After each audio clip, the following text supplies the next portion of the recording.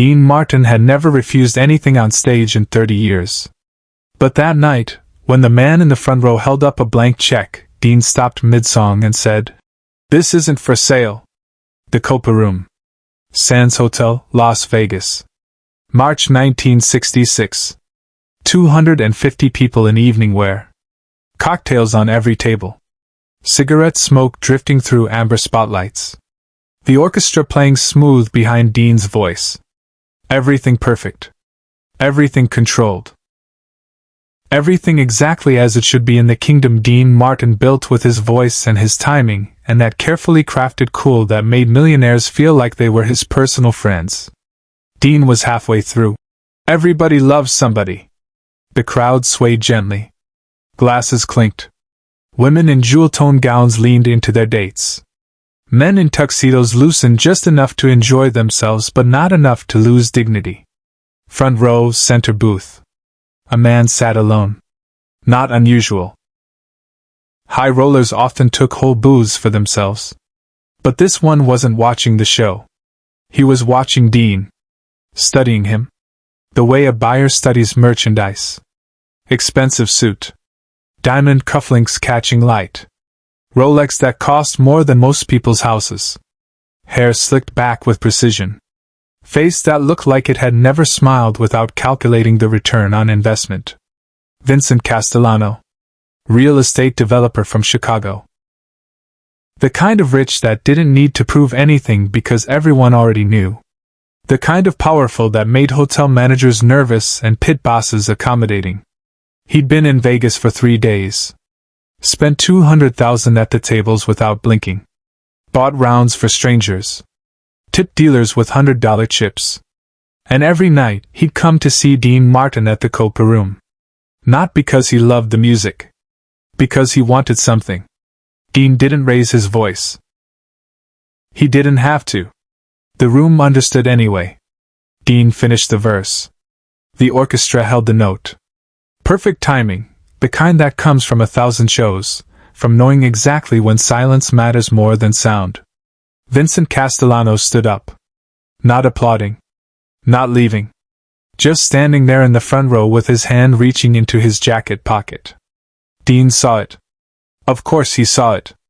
Dean Martin saw everything on stage. Every drunk trying to climb up. Every couple fighting in the back. Every waiter dropping a tray. You didn't survive Vegas by missing details. He kept singing. But his eyes tracked Vincent's hand. The orchestra played on. The audience hadn't noticed yet. Most of them were too lost in cocktails and conversation, and the warm, fuzzy feeling of being exactly where they wanted to be. Vincent pulled something from his pocket. A checkbook. Expensive leather. The kind banks give to people who never need to ask about their balance. He opened it. Removed a pen. Gold, naturally. And he wrote something. One line. Then he tore out the check and held it up. High enough for Dean to see clearly from the stage. The amount line was blank. Just his signature at the bottom. A blank check. Unlimited money. Whatever Dean wanted. Dean's voice didn't falter. He finished the phrase. But something changed in his eyes. The cool mask, the one that made him king of Vegas, the one that let him handle drunks and hecklers and mob bosses with the same easy charm. That mask showed the first hairline crack. The orchestra sensed it. The piano player glanced at the conductor. The conductor's baton hesitated for a fraction of a second. The drummer's rhythm stayed perfect, but his eyes were on Dean. Dean Martin lowered the microphone. Slowly. The gesture so subtle most of the audience didn't notice. But the band stopped playing. 2 bars. 3. Then silence. The Copa Room went quiet. 250 people suddenly aware that something was happening. Something off script. Vincent Castellano stood there holding the blank check. Smiling. The smile of a man who never been told no in his life. Dean looked at the check. Then at Vincent. Then back at the check. No, Dean said. Just that one word. Quiet. Controlled. But it carried across the entire room. Vincent's smile didn't fade. Mr. Martin, you haven't heard my offer. Don't need to. It's a blank check. You fill in the amount. Any amount. Dean set the microphone back on its stand. He walked to the edge of the stage. The spotlight followed him. He stood there, hands in pockets, looking down at Vincent Castellano with an expression that wasn't anger. Wasn't contempt. Just distance. The look you give something you've already decided about. Some things aren't for sale, Dean said. Everything's for sale, Mr. Martin. It's just a matter of finding the right price. Dean smiled. That famous Dean Martin smile that usually meant a joke was coming. But there was no warmth in it. Then you're in the wrong room, pal. The audience was frozen. Waiters stood motionless holding trays. The orchestra hadn't moved. Even the cigarette smoke seemed to hang suspended in the light. Vincent's smile finally faded. Do you know who I am? Yeah, Dean said quietly. I know exactly who you are. Subscribe and leave a comment, because the most powerful part of this story is still ahead. To understand what happened next, you need to understand what Vincent Castellano wanted. And why Dean Martin, who'd made a career out of making everyone feel like his best friend, drew a line. Vincent Castellano wasn't just a real estate developer. He was a problem solver for certain organizations in Chicago. The kind that didn't advertise their services. The kind that made people disappear when negotiations failed. He'd come to Vegas to acquire the Sands Hotel. Not buy it legally. The Sands was owned by a complex web of investors and casino operators who'd never sell. But Vincent had methods. Pressure. Leverage. And he'd learned that the fastest way to pressure a casino was to take away its biggest draw. Dean Martin was the Sands' biggest draw. Bigger than Sinatra. Bigger than Sammy. When Dean was on stage at the Copa Room, every seat sold out. Every table filled.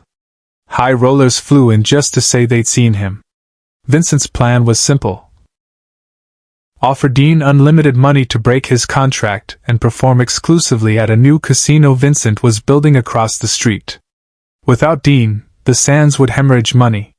The owners would panic. Sell cheap. And Vincent would own the most famous casino in Vegas. It was a good plan. Clean. Efficient. And it would have worked on almost anyone else. But Vincent had made one mistake. One crucial miscalculation. He thought Dean Martin's cool was an act. A performance. A mask you could buy your way behind if the price was right. He didn't understand that the cool was the point. That Dean had spent his entire career building something that couldn't be bought, bullied, or broken. That the King of Cool title wasn't about indifference, it was about control. About never letting anyone else dictate terms. Dean Martin had grown up poor in Steubenville, Ohio. Son of an Italian immigrant barber. Worked as a car dealer, a gas station attendant, a steel mill worker. Fought as a boxer under the name Kid Crochet, and lost more fights than he won because he was tough enough to keep getting up but not mean enough to enjoy hurting people. He'd built his career from nothing. Every step earned. Every break fought for. Every success defended against people who wanted to take it, control it, or profit from it. And he made himself a promise when he finally made it big. Nobody, not the studios, not the labels, not the mob, not the money. Nobody would ever own him again. Vincent Castellano, standing in the front row with his blank check, represented everything Dean had spent 40 years refusing to become. Backstage, Dean made a choice no one expected, because it wasn't for the cameras. Dean walked off stage. Not dramatically. Not angry. Just done. He nodded to the orchestra leader, gave a small apologetic wave to the audience, and walked into the wings. The Copa Room erupted in confused murmurs. Security moved toward Vincent, ready to escort him out. The house manager rushed backstage to find out what happened. Dean was in his dressing room. Door closed. Jacket off. Tie loosened. Sitting in the chair facing the mirror but not looking at his reflection. Just sitting. There was a knock. Dean? The house manager's voice. What happened? Are you okay? Should we cancel the second show? No, Dean called back. Give me 5 minutes. I'll finish the set. What about the guy with the check? Dean was quiet for a moment. Then, let him stay. He paid for his seat. He can watch. 5 minutes later, Dean walked back onto the Copa Room stage. The audience, uncertain whether to applaud or stay silent, gave hesitant clapping. Dean held up a hand. Silence fell. Ladies and gentlemen, Dean said into the microphone, his voice easy and warm like nothing had happened. I apologize for the interruption. Sometimes you gotta remind people that the show has rules. Even in Vegas. Polite laughter. The tension broken just enough. Dean looked directly at Vincent Castellano, still sitting in the front row. The blank check was gone, probably back in his pocket. His face was stone. Here's the thing about working for yourself. Dean continued, speaking to Vincent but addressing the whole room. You get to decide what's negotiable. And what's not. A wise man once told me. If you'll sell anything, you don't own anything. He picked up the microphone from its stand. Held it loose in one hand. So I'm gonna sing another song.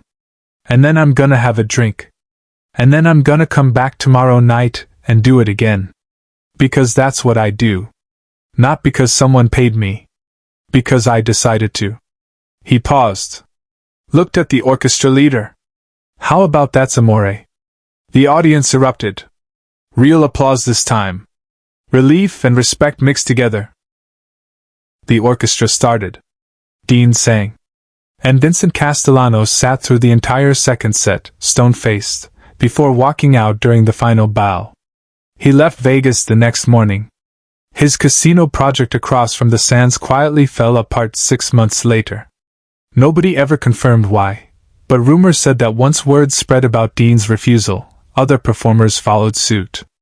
Nobody wanted to work for the guy Dean Martin had turned down. But what happened next was the part nobody, not even the band, was prepared to witness. The next night, Dean took the Copa Room stage for his regular show. Full house. Every seat sold. Word had spread about the blank check incident, and suddenly everyone wanted to see the man who turned down unlimited money. Dean didn't mention it. Didn't reference it. Just did his show. Same songs. Same timing. Same cool. But during Everybody Loves Somebody, the same song that had been interrupted the night before, Dean did something he'd never done. He stopped mid-verse. The orchestra kept playing for 2 bars before realizing and cutting out.